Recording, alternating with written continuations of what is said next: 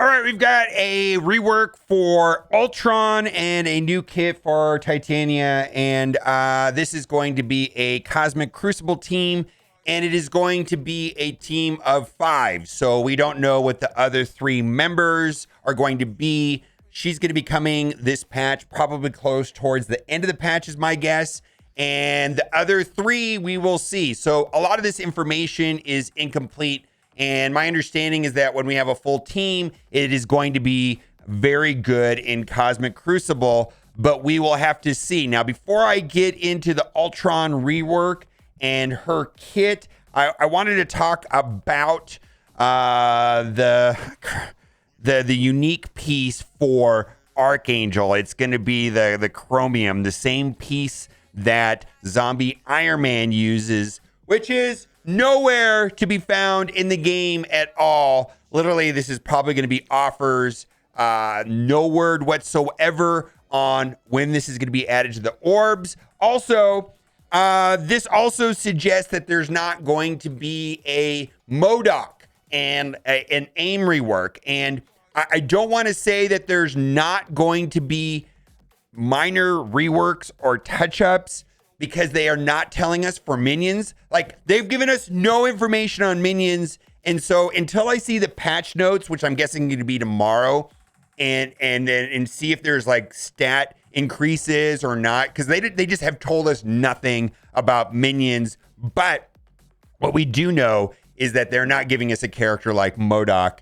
And this is very player unfriendly. This, the unique for Archangel, big surprise, right? Not player friendly.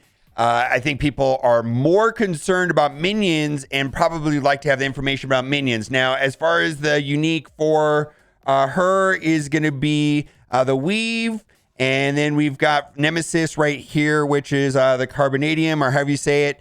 And then, of course, Ultron is Adamantium. Here are the characters that share the Carbonadium right here. Omega Red shares that. And then with the Ballistic Weave, competing for that resource is going to be like Rogue and Emma and Mr. Sinister. Now, also, they did clarify a little bit on the assist ISO 8, or they call it the safety attack, which they can't be bothered to put in game or on the blog post, but they did tell us in a call that on Archangel, his ISO attack will apply bleed. And then on his on Nemesis, the Hellsteel for a single target will also apply. So that is all the information I have on that. Now I want to get into the Titania roster first. Why don't we go into that? And also we've had the speed. She has 102 speed. Nemesis is 107 speed, and Archangel is 127 speed. And we're going to go through her kit real quick, and then we will go through the Ultron rework. You can see the stat increases. There's not a lot of a change to Ultron. Mostly it looks like that they're going to get the stat reworks and the Master Evil trait. And because we don't have the full kits, maybe the passives on the other characters will give more stat boost particular to damage on the other 3 characters, but we really just don't know, and we're gonna have to wait and see. But my best guess is if you care about Cosmic Crucible, this is going to be an important team. Titania, villain, global bio brawler, Master of Evil. Why don't we go down to her passive, which is called Vanity Queen. On spawn, apply defense up for 2 turns to self and all Master of Evil allies. On turn, gain 1 counter up to a maximum of 5. On crit, 1 deflect up to a maximum of 5. Whenever this character gains 1 or more positive effects, gain 10% speed bar, 10% health steal for 10% of this character's max out. When this character or a Master of Evil protector is attacked, see, we don't have any information on a Master of Evil protector. So this right here, the kit is suggesting that there are other characters that are just not on this team. So there's going to be 3 more characters to this team. We just don't have whenever this character, Master of Evil protector, is attacked, apply slow to the character for 1 turn. Gain 10% crit chance per counter. Gain 10% crit chance per deflect. gain 25% max health. And then here are the Crucible bonuses, because this is going to be a Crucible team. On spawn, gain 1 counter, 1 deflect, and 10% speed bar. On Master of Evil's ally turn, gain 1 counter up to a maximum of 5, and 1 deflect up to a maximum of 5. Let's take a look at her ultimate. Smashing Selfie, energy cost 4/4. Let's take a look at some, let's put some footage of the full Death Seed team in Doom 3.4. This is the first mutant node, and this is on 1x, and they have no problem going through that. And it's very slow. It's kind of painful to watch because it's on 1x, but they wreck nerds, and we'll keep reading her kit. Smashing Selfie 4/4. Attack primary target for 400% damage. Apply ability block, disrupted, and heal block. In Crucible, 1 ability block, 1 disrupted, and 1 heal block. Now, the interesting thing about that is that basically it's going to do 6 focus and resistance checks on that. So it may only, it could get up to 2 ability blocks, 2 disrupted, 2 heal block, but it's going to go through separately. So that's kind of a little bit different. And on crit, this ability gains 100% extra focus. This attack is unavoidable and cannot be blocked. Let's go and take a look at her special. Too good for you. Energy cost 4/4. Attack primary target for 400% damage. On crit, clear all negative effects from self. Copy and clear all positive effects on primary target, excluding taunt. Gain 1 defense up in Crucible. So this is going to be a Crucible team. If primary target has safeguard, gain safeguard. Gain +1 speed up and 1 offense up. This attack is unavoidable. And then right here, her basic Clout Chaser. Attack primary target for damage. Clear 1 negative effect from self. In Crucible on crit, gain 1 ability energy. So she's definitely going to be a raider. Clear an additional 2 negative effects from self. Now, before we go into Ultron's kit, the thing that's really important is right here in her passive. Masters of Evil allies gain 50% max health. And so that's where a lot of the stat boost that is going to apply to the minions and for Ultron, because the rework itself is relatively light.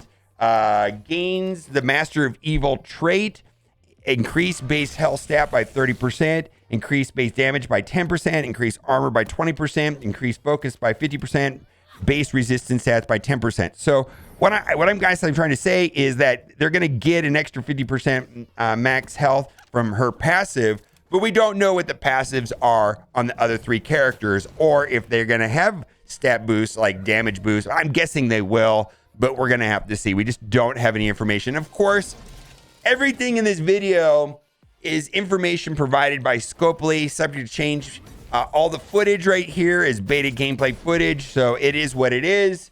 Let's go look at the rest of Ultron's kit. His basic attack basically gets new. Attack primary target for damage and copy and clear 2 positive effects. Clear taunt on primary target and self. There you go. His special right here. Summon 3 Ultron minions at 344 normal damage and 100% of normal health. Apply defense up to self and all Master of Evil allies for 2 turns. So they're going to have defense up. Then the summons are still there. The Incinerator, Accelerator, and Fabricator. So there was that blue Fortifier minion, if I remember correctly, from way back in the day, and some of the AI has it not being added. I thought this would have been an excellent opportunity for them to add the 4th minion. And then the ultimate, the only thing that really changes on the ultimate is right here. Enemies killed by this attack cannot be revived, which is good. In Crucible, this attack is unavoidable and cannot be blocked. And then let's go down at the bottom. Basically, he still has the revive once, but he revives with 75% of this character's max health. On kill, prolong all positive effects of this character and all Master of Evil allies. In Crucible, gain 50% armor for self and all Master of Evil allies, which is also going to apply to the bots. And then if we look at the bots, like the Accelerator, they gain that Master of Evil trait. then basically it applies speed up to all Master of Evil allies. If we look at the Fabricator, gains the Master of Evil trait, same thing. Applies heal self, all Master of Evil allies except Ultron, foremost injured non-Ultron, non-Master of Evil allies, and then it goes and does the rest of the stuff that it normally does towards Ultron. And Ultron now has the Master of Evil trait as well. Incinerator gains the Master of Evil trait. New, apply offense up to 2 turns on all Master of Evil allies and 4 other random allies and fill the speed bar. So all of it's going to be the same. I think it's going to be very good. And this is timing out, and this was done on 1X, and you can see that they get through it like one more hit and they would have gotten through it. So they look like they cruise through. This is 3.4. So it's to be expected. Now, I want to also point out with Ultron, they're removing Ultron from the dark promotion credit store. Ultron Red Stars temporarily removed on Tuesday. The option to purchase Red Stars for Ultron will be temporarily removed from the Elite Store for several weeks. This is because in the near future, there'll be an event which players can earn Red Stars for Ultron.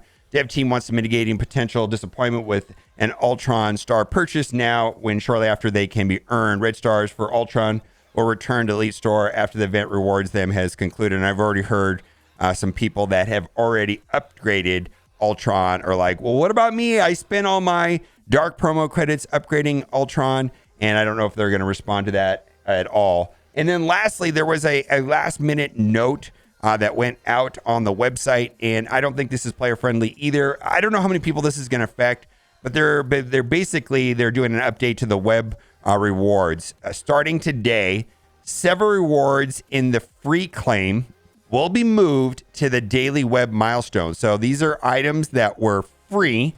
These daily rewards can be claimed by simply spending 50 power cores for the day. Going forward, the free claim reward points towards the meta event running at that time. So this won't affect me personally because every day I spend at least 50 power cores, and some people don't.